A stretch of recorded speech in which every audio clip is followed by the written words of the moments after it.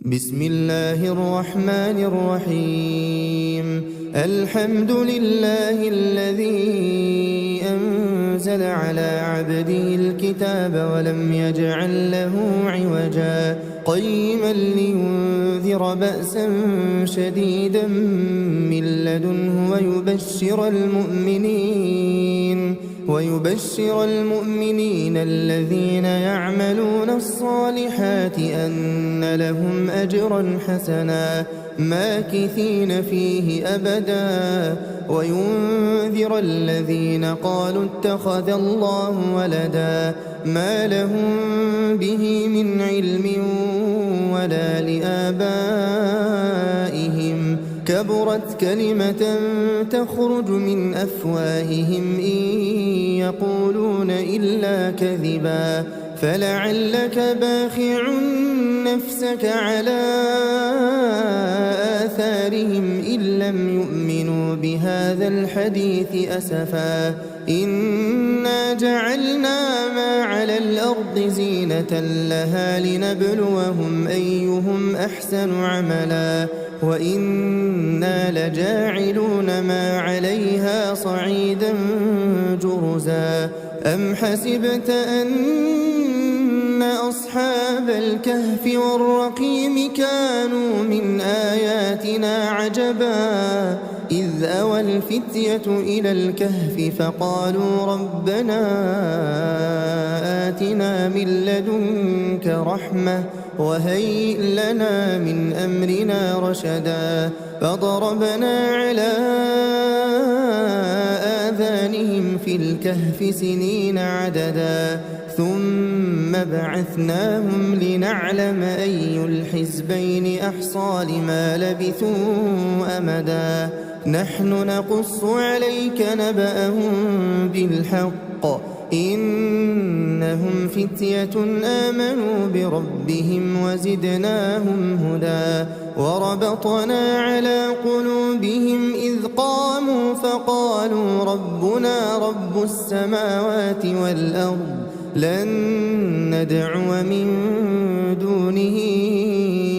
إلها لقد قلنا إذا شططا هؤلاء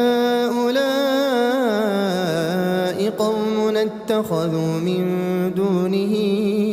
آلهة لولا يأتون عليهم بسلطان بين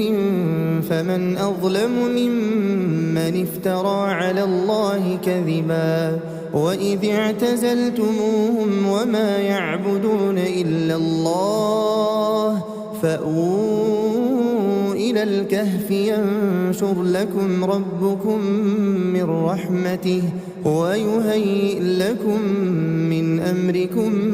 مرفقا وترى الشمس إذا طلعت تزاور عن كهفهم ذات اليمين وإذا غربت تقرضهم ذات الشمال وهم في فجوة منه ذلك من آيات الله من يهد الله فهو المهتد ومن يضلل فلن تجد له وليا مرشدا وتحسبهم أيقاظا وهم رقود ونقلبهم ذات اليمين وذات الشمال وكلبهم باسط ذراعيه بالوصيد لو اطلعت عليهم لوليت منهم فرارا ولملئت منهم رعبا وكذلك بعثناهم ليتساءلوا بينهم قال قائل منهم كم لبثتم قالوا لبثنا يوما أو بعض يوم قالوا ربكم أعلم بما لبثتم فابعثوا أحدكم بورقكم هذه إلى المدينة فلينظر أيها أزكى طعاما فليأتكم برزق منه وليتلطف ولا يشعرن يشركون بكم أحدا إنهم إن يظهروا عليكم يرجموكم أو يعيدوكم في ملتهم ولن تفلحوا إذا أبدا وكذلك أعثرنا عليهم ليعلموا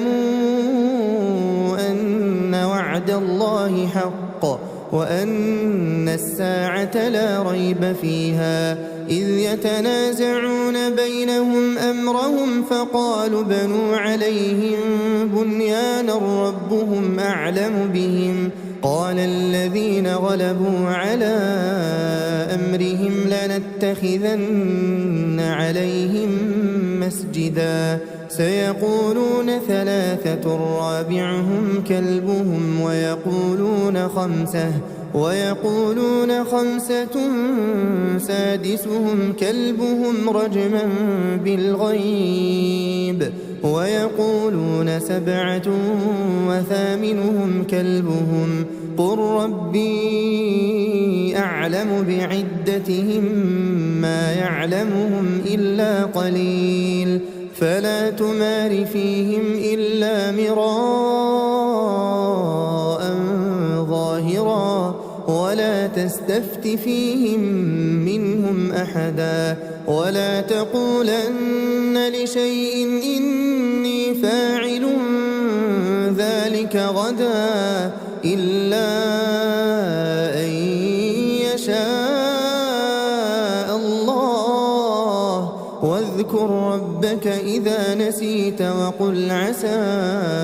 أن يهديني ربي لأقرب من هذا رشدا ولبثوا في كهفهم 300 سنين وازدادوا 9 قل الله أعلم بما لبثوا له غيب السماوات والأرض أبصر به وأسمع ما لهم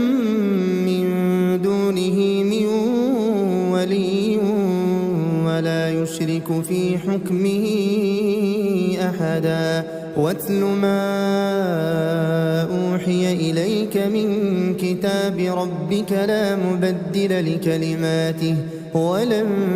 تجد من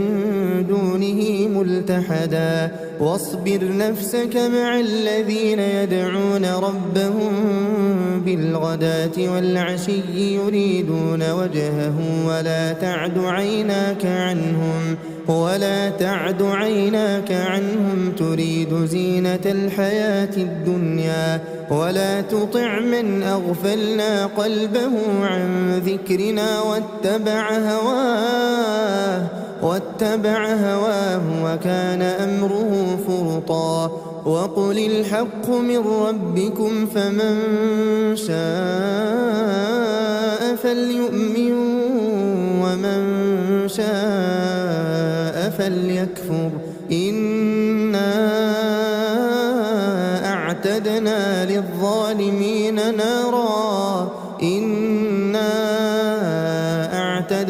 للظالمين نارا أحاط بهم سرادقها وإن يستغيثوا يغاثوا بماء كالمهل يشوي الوجوه بئس الشراب وساءت مرتفقا إن الذين آمنوا وعملوا الصالحات إنا لا نضيع أجر من أحسن عملا أولئك لهم جنات عدن تجري من تحتهم الأنهار يحلون فيها من أساور من ذهب ويلبسون ثيابا خضرا من سندس واستبرق متكئين فيها على الأرائك نعم الثواب وحسنت مرتفقا واضرب لهم مثل الرجلين جعلنا لأحدهما جنتين من أعناب وحففناهما بنخل وجعلنا بينهما زرعا كلتا الجنتين آتت أكلها ولم تظلم منه منه شيئا وفجرنا خلالهما نهرا وكان له ثمر فقال لصاحبه وهو يحاوره أنا أكثر منك مالا وأعز نفرا ودخل جنته وهو ظالم لنفسه قال ما أظن أن تبيد هذه أبدا وما أظن الساعة قائمة ولئن رددت إلى ربي لأجدن خيرا منها منقلبا قال له صاحبه وهو يحاوره أكفرت بالذي خلقك من تراب ثم من نطفة ثم سواك رجلا لكن هو الله ربي ولا أشرك بربي أحدا ولولا إذ دخلت جنتك قلت ما شاء الله لا قوة إلا بالله إن ترني أنا أقل منك مالا وولدا فعسى ربي أن يؤتيني خيرا من جنتك ويرسل عليها حسبانا من السماء فتصبح صعيدا زلقا أو يصبح ماؤها غورا فلن تستطيع له طلبا وأحيط بثمره فأصبح يقلب كفيه على ما أنفق فيها وهي خاوية على عروشها ويقول يا ليتني لم أشرك بربي أحدا ولم تكن له فئة ينصرونه من دون الله وما كان منتصرا هنالك الولاية لله الحق هو خير ثوابا وخير عقبا واضرب لهم مثل الحياة الدنيا كماء إن أنزلناه من السماء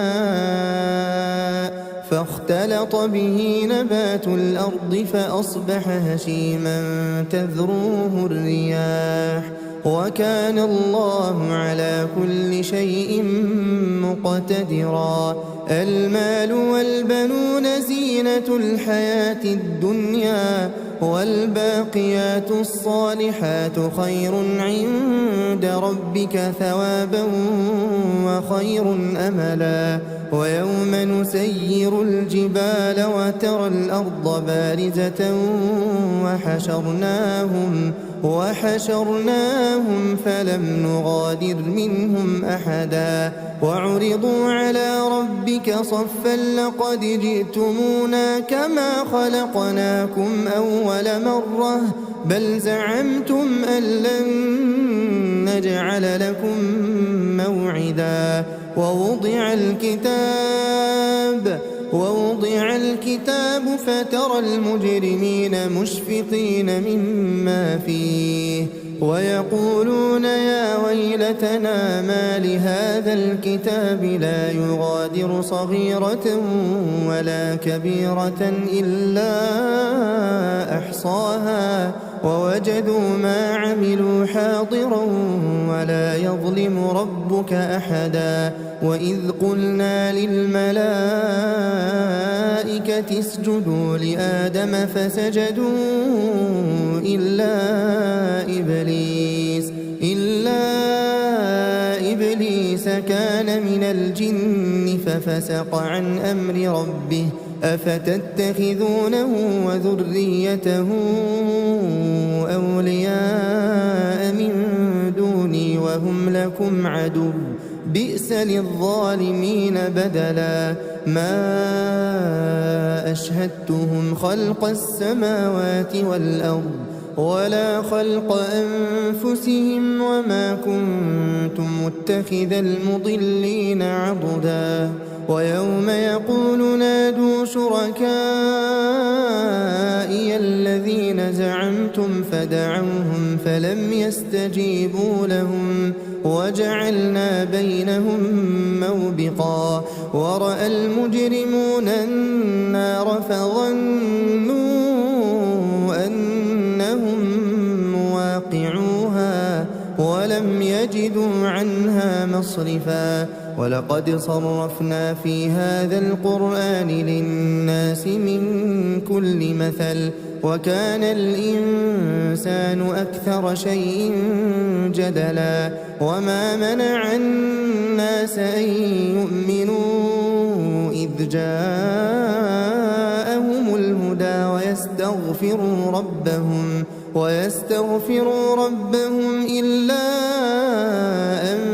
تأتيهم سنة الأولين أو يأتيهم العذاب قبلا وما نرسل المرسلين إلا مبشرين ومنذرين ويجادل الذين كفروا بالباطل ليدحضوا به الحق واتخذوا آياتي وما أنذروا هزوا ومن أظلم ممن ذكر بآيات ربه فأعرض عنها ونسي ما قدمت يداه إنا جعلنا على قلوبهم أكنة أن يفقهوه وفي آذانهم وقرا وإن تدعهم إلى الهدى فلن يهتدوا إذا أبدا وربك الغفور ذو الرحمة لو يؤاخذهم بما كسبوا لعجل لهم العذاب بل لهم موعد لن يجدوا من دونه موئلا وتلك القرى أهلكناهم لما ظلموا وجعلنا لمهلكهم موعدا وإذ قال موسى لفتاه لا أبرح حتى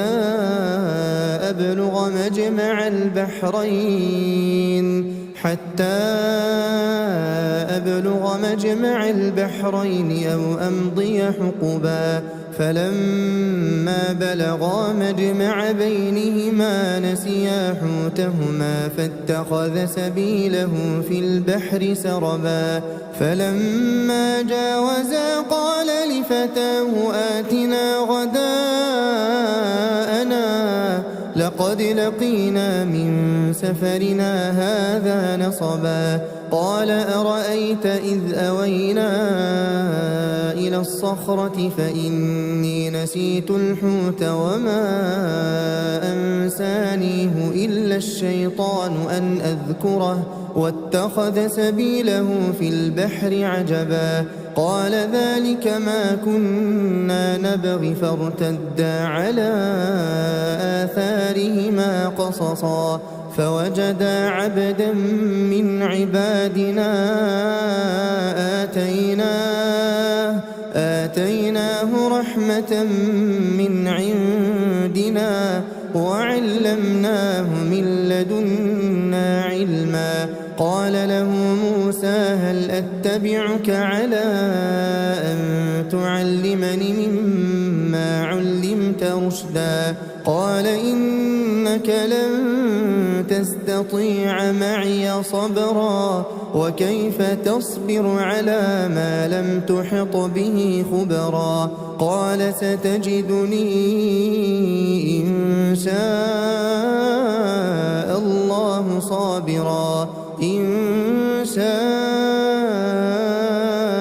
الله صابرا ولا أعصي لك أمرا قال فإن اتبعتني فلا تسألني عن شيء حتى أحدث لك منه ذكرا. فانطلقا حتى إذا ركبا في السفينة خرقها قال أخرقتها لتغرق أهلها لقد جئت شيئا إمرا. قال ألم أقل إنك لن تستطيع معي صبرا. قال لا تؤاخذني بما نسيت ولا ترهقني من أمري عسرا. فانطلقا حتى إذا لقيا غلاما فقتله قال أقتلت نفسا زكية بغير نفس لقد جئت شيئا نكرا. قال ألم أقل لك إنك لن تستطيع معي صبرا. قال إن سألتك عن شيء بعدها فلا تصاحبني قد بلغت من لدني عذرا. فانطلقا حتى إذا أتيا أهل قرية استطعما أهلها فأبوا أن يضيفوهما فوجدا فيها جدارا يريد أن ينقض فأقامه. قال لو شئت لاتخذت عليه أجرا. قال هذا فراق بيني وبينك سأنبئك بتأويل ما لم تستطع عليه صبرا. أما السفينة فكانت لمساكين يعملون في البحر فأردت أن أعيبها وكان وراءهم ملك يأخذ كل سفينة غصبا. وأما الغلام فكان أبواه مؤمنين فخشينا أن يرهقهما طغيانا وكفرا فأردنا أن يبدلهما ربهما خيرا منه زكاة وأقرب رحما. وأما الجدار فكان لغلامين يتيمين في المدينة وكان تحته كنز لهما وكان أبوهما صالحا. فأراد ربك أن يبلغا أشدهما ويستخرجا كنزهما رحمة من ربك وما فعلته عن أمري ذلك تأويل ما لم تسطع عليه صبرا. ويسألونك عن ذي القرنين قل سأتلو عليكم منه ذكرا. إنا مكنا له في الأرض وآتيناه من كل شيء سببا فأتبع سببا حتى إذا بلغ مغرب الشمس وجدها تغرب في عين حمئة ووجد عندها قوما قلنا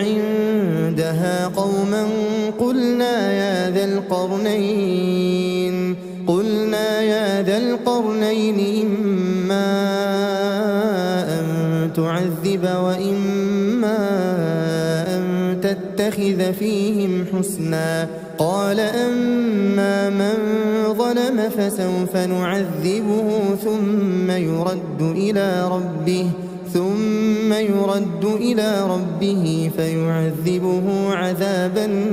نكرا. وأما من آمن وعمل صالحا فله جزاء الحسنى وسنقول له من أمرنا يسرا. ثم أتبع سببا حتى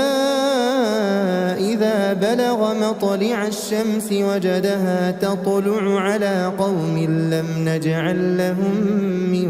دونها سترا. كذلك وقد أحطنا بما لديه خبرا. ثم أتبع سببا حتى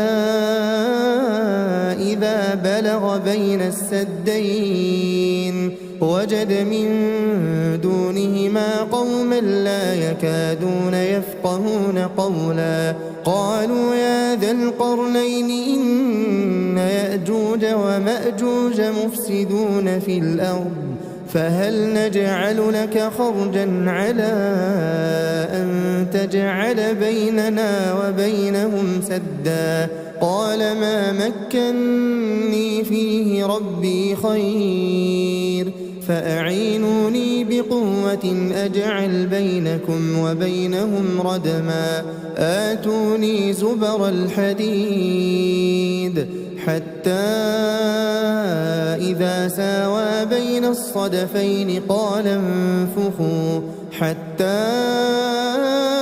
إذا جعله نارا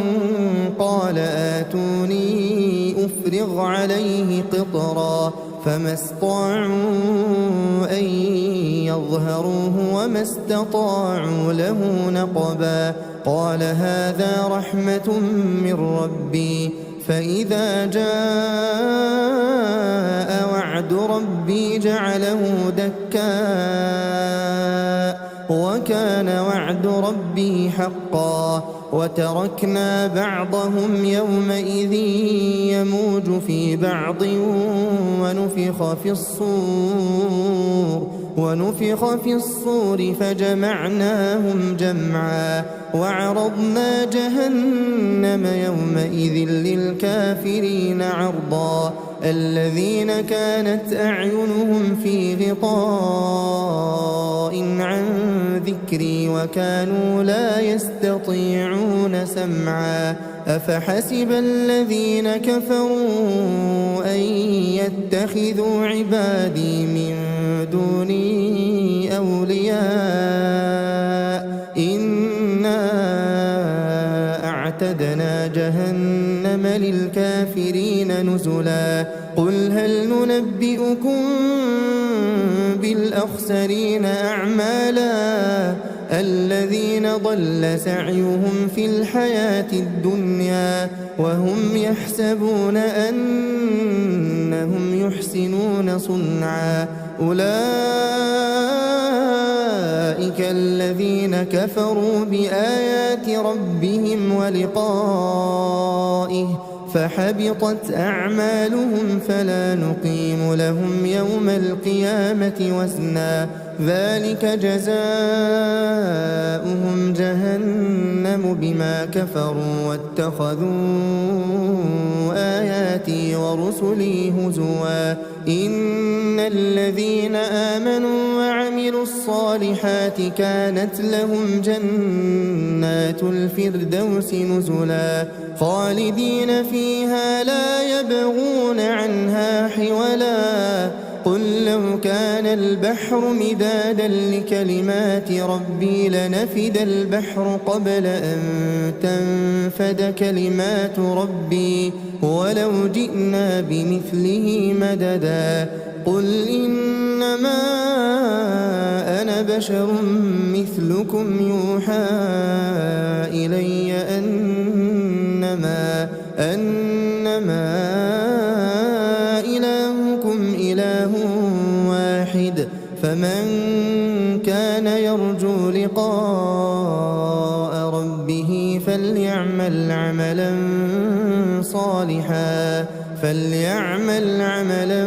صالحا ولا يشرك بعبادة ربه أحدا.